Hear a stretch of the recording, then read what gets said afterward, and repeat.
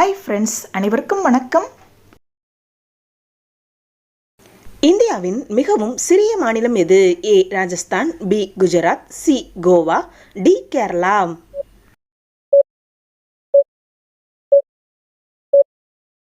சரியான விடை கோவா. இந்தியாவின் நிதி தலைநகரம் என அழைக்கப்படுவது எந்த நகரம்? A Kolkata, B Mumbai, C Chennai, D Pudhu Delhi.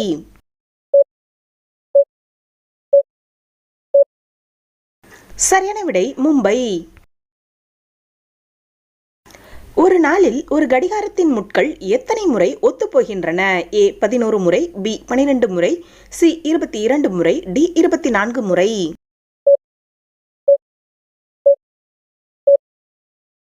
சரியான விடை 22 முறை. இந்திய பாராளுமன்றத்தில் இருக்கும் அவைகளின் பெயர் என்ன? ஏ மாநிலங்களவை, பி மக்களவை, சி இவை இரண்டும், டி இவற்றில் எதுவும் இல்லை.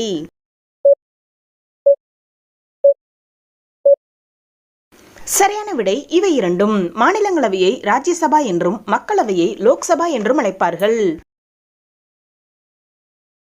இந்திய ரூபாய் நோட்டில் தமிழ் மொழி எத்தனையாவது மொழியாக அச்சிடப்பட்டுள்ளது? ஏ 10வது இடம், பி 11வது இடம், சி 12வது இடம், டி 13வது இடம்.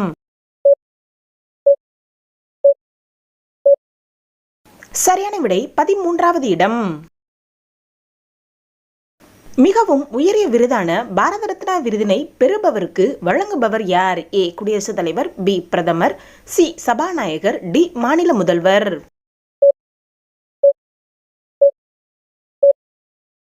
சரியான விடை குடியரசுத் தலைவர். ஒரே ஒரு ரயில் நிலையம் மட்டுமே இருக்கும் இந்திய மாநிலம் எது? A Odisha, B Mizoram, C Goa, D Madhya பிரதேசம்.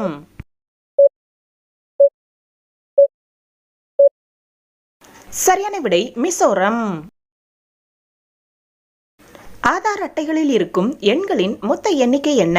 ஏ 10 எண்கள், பி 12 எண்கள், சி 14 எண்கள், டி 15 எண்கள்.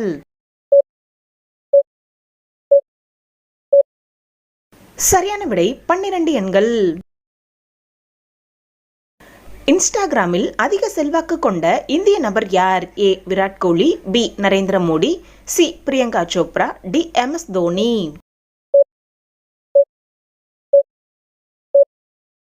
சரியான விடை விராட் கோலி. இவருக்கு 271 மில்லியன் ஃபாலோவர்ஸ்கள் உள்ளனர். பெண்கள் சுய இன்பம் கொள்வதால் உடலில் என்ன நடக்கும்? ஏ மலட்டுத்தன்மை ஏற்படும், பி பாலியல் தொற்று நோய்கள் வராது, சி கர்ப்பப்பை நீர்க்கட்டி உண்டாகும், டி மன அழுத்தம் நீங்கும்.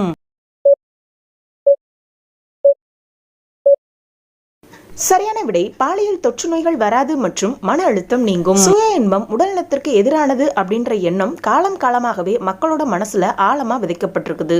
சுய இன்பம்ன்றது மனுஷர்களிடையே இயல்பானதுன்னும் அது மன அழுத்தத்தை குறைக்க உதவுது அப்படின்னும் நவீன அறிவியல் சொன்னாலும் சுய இன்ப பழக்கம் காரணமாகவே மன அழுத்தத்திற்கு உள்ளாகும் நபர்களும் கணிசமாகவே இருக்கிறாங்க அப்படின்னு ஆய்வுகள் சொல்லுது. பல்வேறு மதங்களும் கலாச்சாரங்களும் கூட சுய இன்ப பழக்கம் தகாத செயல் அப்படின்னு தான் சொல்லிட்டு வந்துச்சு, இப்பயும் சொல்லிட்டு வருது. இதன் காரணமாகவே சுய இன்ப பழக்கத்தில் ஈடுபடுற ஒருவர் தான் செய்வது ஒழுக்கமற்ற செயல் அப்படின்ற குற்ற உணர்ச்சிக்கு தள்ளப்படுறாங்க. இந்த குற்ற உணர்ச்சி கடும் மன அழுத்தத்தை அவருக்கு ஏற்படுத்துறதாகவும் நிபுணர்கள் சொல்றாங்க.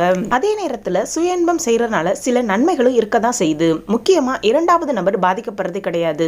மன அழுத்தம் நீங்குது, நல்ல ஆழ்ந்த தூக்கத்தை இது கொடுக்குது, மன அமைதியும் கிடைக்குது, அதிக மகிழ்ச்சி கிடைக்குது, பாலியல் தேவை வேட்கை தவிர்க்கப்படுது. முறையற்ற உடலுறவு காரணமாக பாலியல் தொற்று நோய்கள் ஏற்படுவது இந்த சுய இன்பம் மூலமாக தவிர்க்கப்படுகிறது.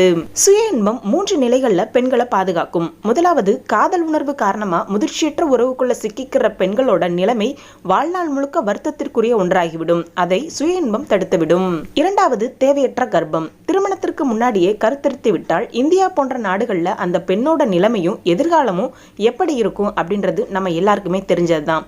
மூணாவது, HIV. இந்த மாதிரியான பால்வினை நோய்கள் வராமலும் இந்த சுய இன்பம் தடுக்கிறதா மருத்துவர்கள் சொல்றாங்க. மேலும் மருத்துவர்கள் என்ன சொல்றாங்கன்னா, சுய இன்பம் செய்யறனால பெண்களுக்கு உடல் ரீதியான பிரச்சனைகள் வராதுன்னு சொல்றாங்க. இன்றைக்கு பல பெண்கள் கல்வி, வேலை உள்ளிட்ட பல காரணங்களுக்காக திருமணத்தை தள்ளி போடுறாங்க. பருவ வயதுல காதலும் அதையொட்டிய காமமும் ஆண் பெண் இருவருக்குமே இயல்பான ஒன்றுதான் அப்படின்னு சொல்றாங்க. இந்த உணர்வுகளுக்கெல்லாம் வடிகாலாதான் சுய இன்பம் இருக்குது. அதனால சமூகம் இதை இயல்பா எடுத்துக்கிறது தான் ரொம்ப சரியா இருக்கும்னு மருத்துவர்கள் சொல்றாங்க. அதே சமயம் எந்த செயலா இருந்தாலுமே அது அளவா இருக்கிறப்ப மட்டும்தான் நமக்கு நன்மையை தரும். அதுவே அளவுக்கு மீறினா அது கண்டிப்பா எதிர்விளைவுகளை ஏற்படுத்ததான் செய்யும். ஓகே ஃப்ரெண்ட்ஸ், இந்த வீடியோ உங்களுக்கு பயனுள்ள வகையில் இருந்துச்சுன்னா ஒரு லைக் பண்ணி சப்ஸ்கிரைப் பண்ணி வச்சுக்கோங்க. மற்றும் ஒரு வீடியோவில் சந்திப்போம். அது வரைக்கும் அனைவருக்கும் நன்றி.